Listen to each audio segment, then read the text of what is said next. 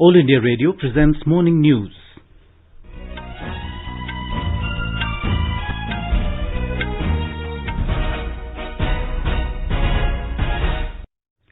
Good morning, I'm Sunil Barma and with me is Subhadra Ramachandran. The headlines.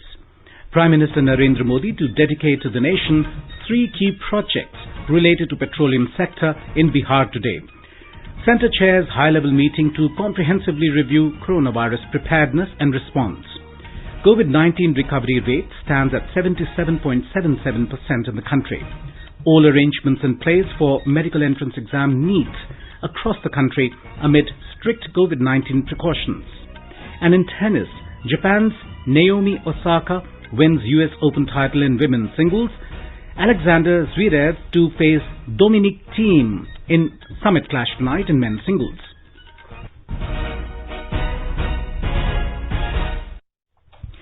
Prime Minister Narendra Modi will dedicate to the nation 3 key projects related to the petroleum sector in Bihar through video conferencing today. These include the Durgapur-Banka section of the Paradeep-Haldia-Durgapur pipeline augmentation project and 2 LPG bottling plants in East Champaran and Banka. Our correspondent has filed this report. The bottling plants will empower the Atmanirbhar Bihar by meeting the rising demand for LPG in the state. LPG bottling plants in East Champaran and Banka have a combined bottling capacity of 80,000 cylinders per day. The cost of Banka plant is over 131 crore rupees, while that of East Champaran plant is more than 136 crore rupees. The 2 plants were envisaged under Pradhan Mantri Awasiojnak. These plants have also created a direct and indirect employment opportunities for about 1,000 people in nearby rural areas. The 193-kilometer long Durgapur-Banka pipeline section is a part of the Paradeep-Haldia-Durgapur pipeline augmentation project, for which the foundation stone was laid by the Prime Minister on 17th of February last year. With KK Lal, Akash Sinha, AIR News. Power Minister R.K. Singh said the government has invested 11,000 crore rupees worth of initiatives for electrification in Bihar in the last 3 to 4 years. These include substations, transmission and rural electrification projects. Mr. Singh was speaking yesterday while inaugurating a host of community-focused facilities developed by NTPC in Bihar. The minister inaugurated 2 community centers, Sahari and Sahnora at Barh in Patna. He also inaugurated 3-kilometer-long May Indrapuri Barrage Road at Nabinagar in Aurangabad and the main gate complex of Kanti Bijli Utpadan Nigam Limited in Bihar. The construction of these facilities and infrastructure will make life convenient for the locals, improve access and help save travel time. Prime Minister Narendra Modi virtually inaugurated 1.75 lakh houses built under Pradhan Mantri Awasiojnak Grameen in 12,000 villages in Madhya Pradesh yesterday. The Prime Minister released the Graha Pravesham plaque and inaugurated all the houses simultaneously. Speaking on this occasion, Mr. Modi said that Pradhan Mantri Awasiojnak is not just about providing housing, but also about instilling confidence in the poor so that they are free of daily struggles and they can focus towards building a better future and can sleep peacefully.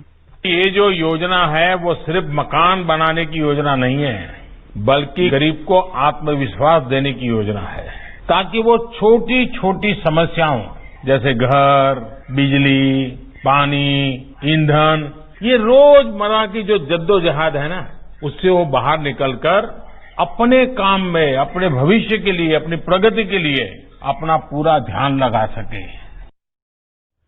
All arrangements are in place for the National Eligibility cum Entrance Test to be held all over the country today for admission to the undergraduate medical courses.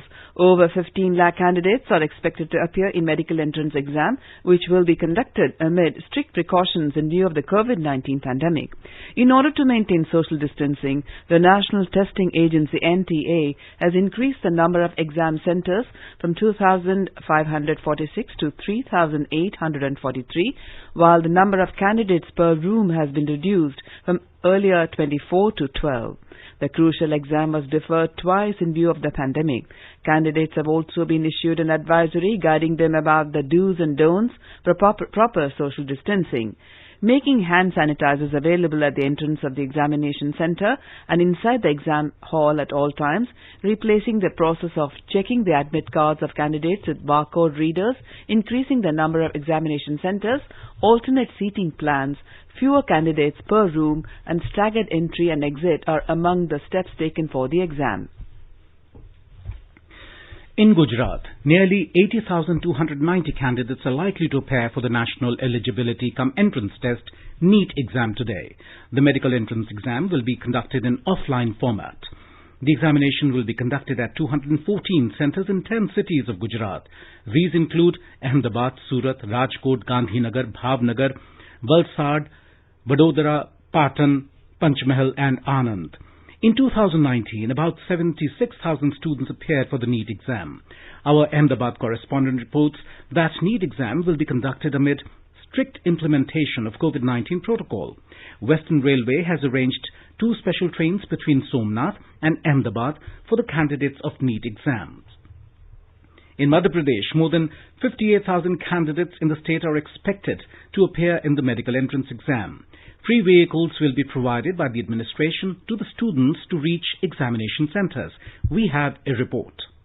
Last year, the examination was conducted at 84 centers and about 54,000 candidates appeared. The number of students has increased this year even after COVID-19, while the number of examination centers are also almost doubled. NEET will be held at 26 examination centers in capital Bhopal. About 10,000 candidates will participate in the exam. Around 2,000 students will come from outside the capital for the exam. In view of the corona pandemic, students must reach the examination centers at 12 o'clock, 2 hours before the commencement of the exam. Sanjeev Sharma, AIR News, Bhopal. The Andhra Pradesh government has accorded an administrative sanction of 2,050 crore rupees for the establishment of 4 new medical colleges in 4 parliamentary constituencies in the state. The orders to this effect were issued yesterday by the Special Chief Secretary, Health, Medical and Family Welfare, Dr. K.S. Jawahar Reddy at Vijayawada. The state government had earlier announced the establishment of 1 medical college in each of the 25 parliamentary constituencies in the state. The 4 new medical colleges will come up in Paderu of Visakhapatnam district, Machilipatnam of Krishna district, Piduguralla of Guntur district and Pulivendula of Kadapa district. The Union government has embarked upon a transformational program of implementing international standards of emission and safety measures in transport vehicles. The government is moving on the path of a long-term regulatory roadmap for the automobile industry to grow and increase its contribution to gross domestic product.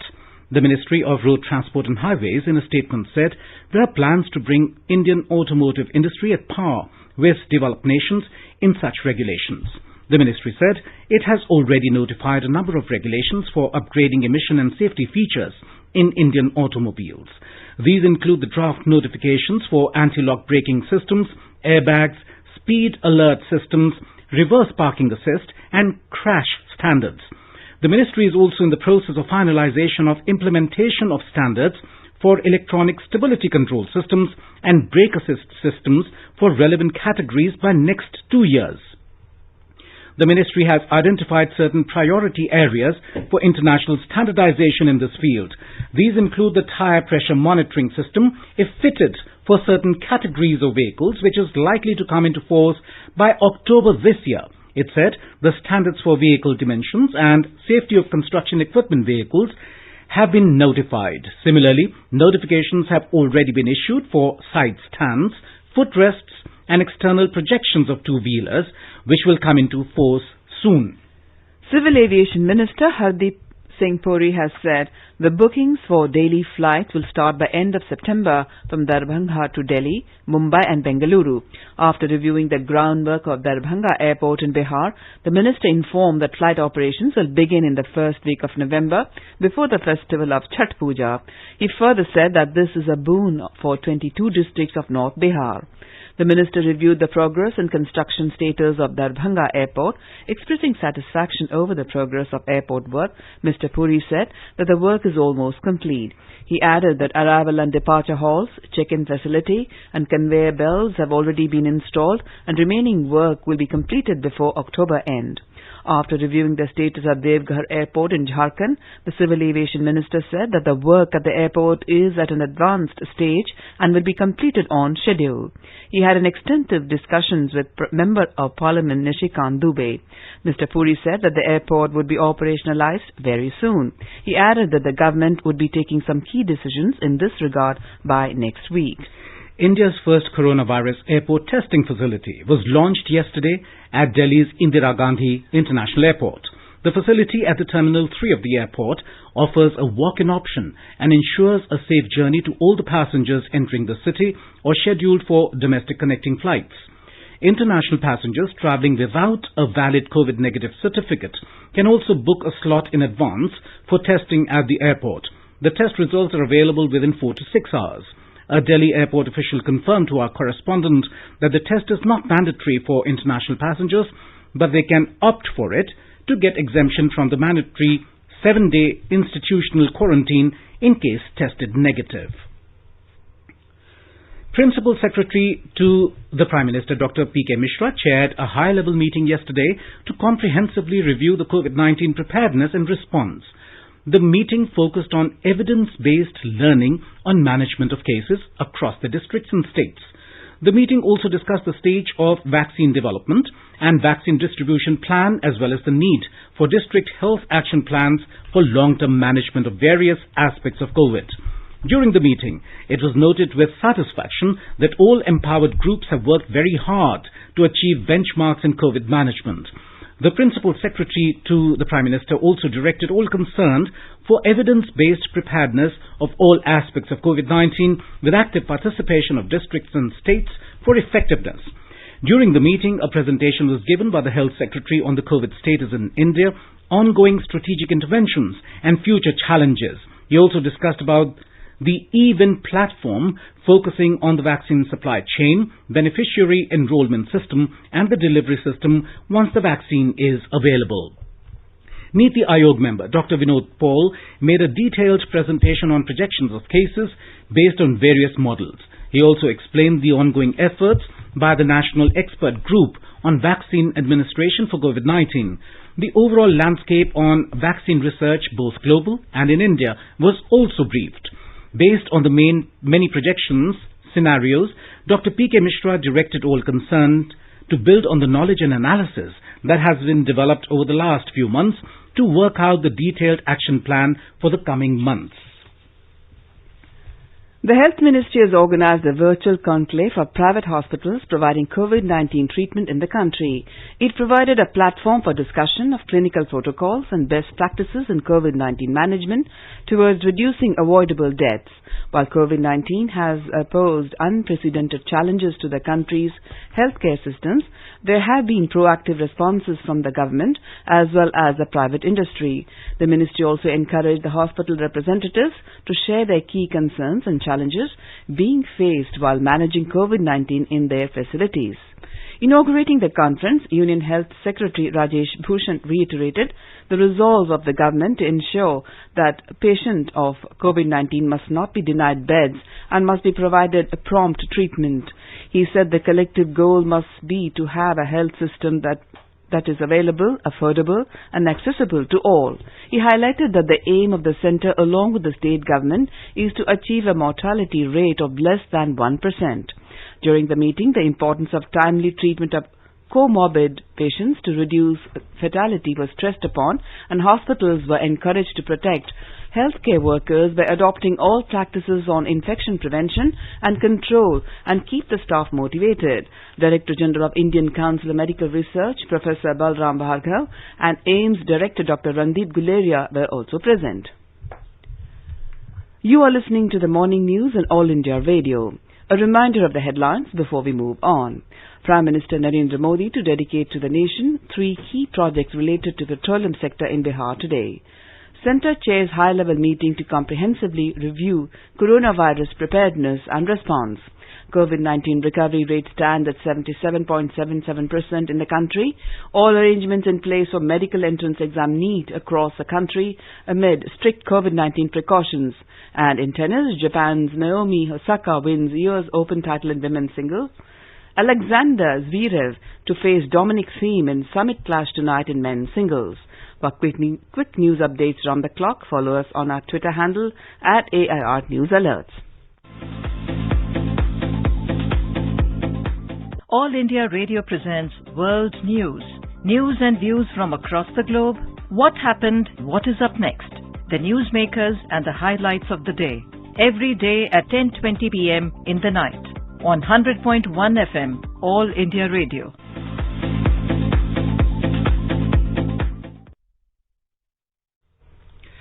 The country registered the highest single-day COVID-19 recovery, with over 81,500 people returning home after successful treatment in the last 24 hours. So far, over 36,24,000 people in the country have recovered from the viral pandemic. The overall recovery rate stands at 77.77%. The Health Ministry has said that the gap between recovered cases and active cases is progressively growing wider. Health Ministry today said that India's COVID recoveries have witnessed a steep exponential rise from 50,000 in May to over 36 lakh in September. In a tweet, the ministry said a high level of more than 70,000 recoveries are being reported every day. Recoveries are nearly 3.8 times the active cases. It said focused, collaborative, responsive and effective measures of early identification through high and aggressive testing, prompt surveillance and tracking coupled with standardized high-quality clinical care have in tandem led to these encouraging outcomes. In Odisha, the COVID-19 recovery rate has improved to 78.47%. The state's fatality rate stands at 0.42%. We have a report. The viral vagaries continue to impact the life and liberty of the people in the state. While the virus has been laying its claim on about 10 lives on a daily basis, it has also managed to catch about 3,000 to 4,000 people off guard every day. Yesterday alone, a sizable 3,777 people were reported positive, making the case count climb towards the 1.5 lakh mark. The bright patch in the state's fight against the virus, however, lies in only about 21% cases of the cumulative caseload remaining active on any given day for the last so many days. The state government has been appealing people not to lower their guards, especially in view of the viral surge in districts like Khordha and Cuttack. Girish Chandra Das, Bhubaneswar. In Bihar, COVID-19 recovery rate has improved to 90%. This is 12% more than national average. Fatalities from coronavirus have risen to 808. Meanwhile, Union Minister of State for Health and Family Welfare, Ashwini Kumar Chaubey, formally inaugurated second phase of human trial of coronavirus vaccine at AIIMS in Patna. Uttar Pradesh Chief Minister Yogi Adityanath has emphasized on door-to-door survey in order to contain COVID-19 infection in the state. Our correspondent reports the state is witnessing a surge in COVID-19 cases. The total number of corona cases in the state has reached to 3,05,831. The death toll has also reached 4,349 with 67 casualties yesterday. State Additional Chief Secretary Health Amit Mohan Prasad said that there were record 67,955 active cases in the state, while as of now 2,33,527 patients have got recovered. The capital city Lucknow is worst hit, where the total number of active cases are 9,529. As per Health Department record, the recovery rate of the positive patients have gone up to 76.35%, while the fatality rate has come down to 1.42%. MS Yadav, AIR News, Lucknow. Gujarat registered a record 1,365 fresh cases of COVID-19 in the past 24 hours. Our Ahmedabad correspondent reports that the recovery rate in the state has improved further to 82.61%. More than 32,19,000 tests have been carried out in the state till date. Out of 1,365 new cases, the maximum 278 new cases reported from Surat. Total cases of COVID-19 in the state have gone up to 1,12,336. 92,805 patients have been recovered and discharged from the various hospitals. At present, 16,333 active cases in the state. 15 patients have lost their lives yesterday. Meanwhile, Ahmedabad Municipal Corporation has added 14 new areas in the micro-containment zone following detection of new cases. Door-to-door health surveillance and mass screening will be carried out in these areas from this morning. Yogesh Pandya, AIR News, Ahmedabad. The Maharashtra government is focusing on availability of oxygen in COVID hospitals. In view of the increased demand of oxygen with rising number of COVID patients in the state government has come out with various measures to handle the critical issue. We have a report from Mumbai. Maharashtra Health Minister Rajesh Tope has said that the local administration has been directed to set up a liquid oxygen plant in each of the hospitals of the Public Health Department which have more than 200 beds capacity. Tope said it has been made mandatory for every district hospital to have an oxygen plant. He said the need for oxygen has increased due to the rise in coronavirus cases in the state. The Health Minister said for this, funds from the District Planning Committee should be used or they would be provided by the Health Department. Similarly, district, division and state level committees and district level control rooms have been established to supply oxygen to the hospitals as well as COVID centers. Shailesh Patil, AIR News. In Tamil Nadu, the COVID-19 tally inches closer to 5 lakh, with over 4,97,000 positive cases reported so far. Meanwhile, the state government is taking steps to increase the intake of students in higher education. More from our correspondent.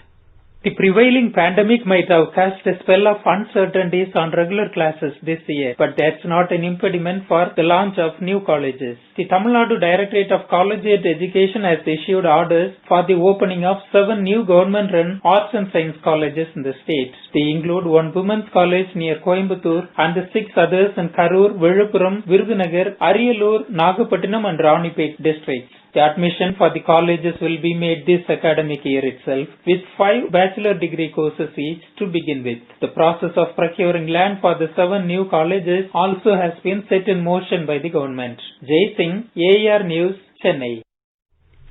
Karnataka reported 9,140 new coronavirus cases in the last 24 hours, taking the total number of infections to 4,49,551.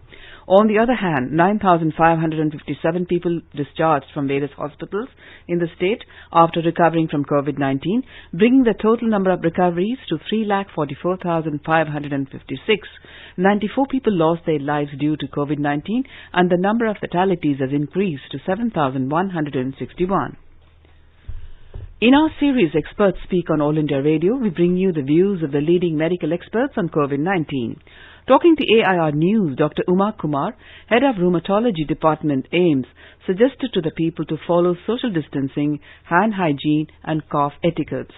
The only thing which helps is social distancing or physical distancing. Along with it, you have like hand hygiene, washing your hands very frequently, and cough etiquettes like while coughing or sneezing, just cover your face and nose. Use tissue paper or cloth, or if you don't have anything, you can just cough into your elbows. Clinical trials of COVID-19 vaccines being developed by AstraZeneca and Oxford University have resumed in the United Kingdom after a brief safety pause. The trials resumed after the Medicines Health Regulatory Authority confirmed that the trials were safe. The human trials resumed days after a pause had been announced in the trials after an adverse reaction in one of the participants. AstraZeneca and the Oxford University confirmed that independent investigations concluded that the trials were safe to restart.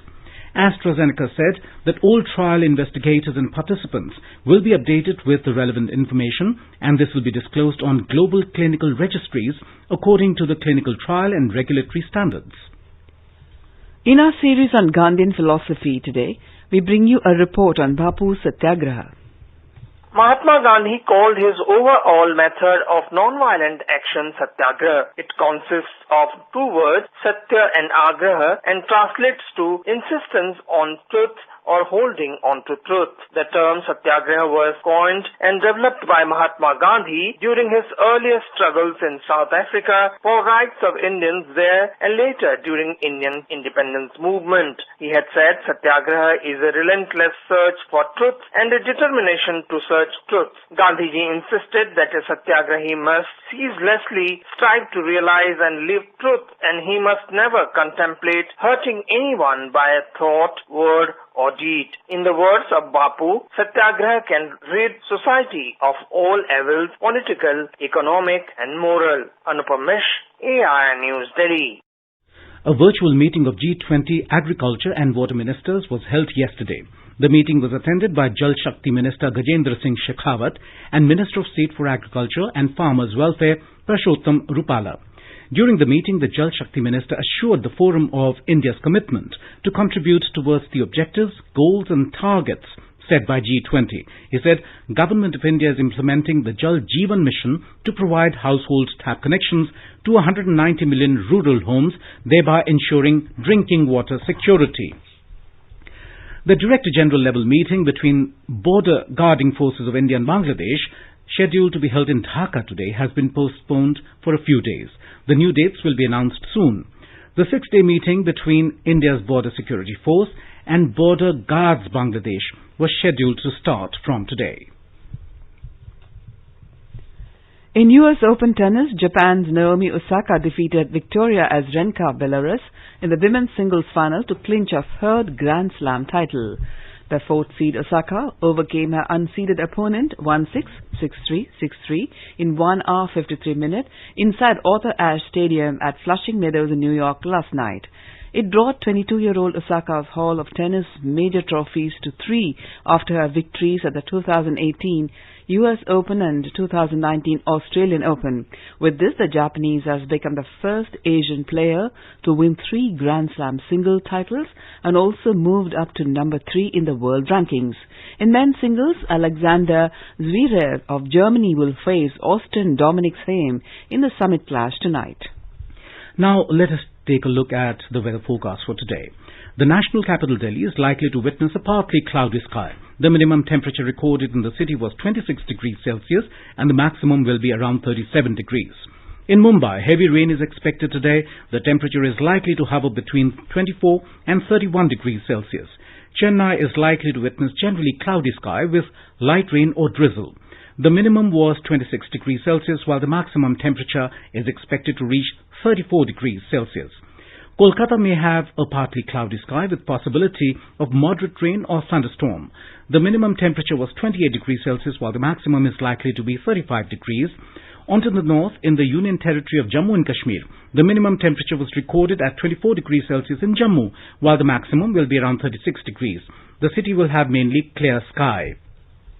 In Gilgit, the minimum temperature was 14 degrees and the maximum will be 30 degrees Celsius. The city will have a mainly clear sky. Muzaffarabad is also likely to have a mainly clear sky. The minimum temperature was 18 degrees Celsius and the maximum is expected to be 35 degrees Celsius.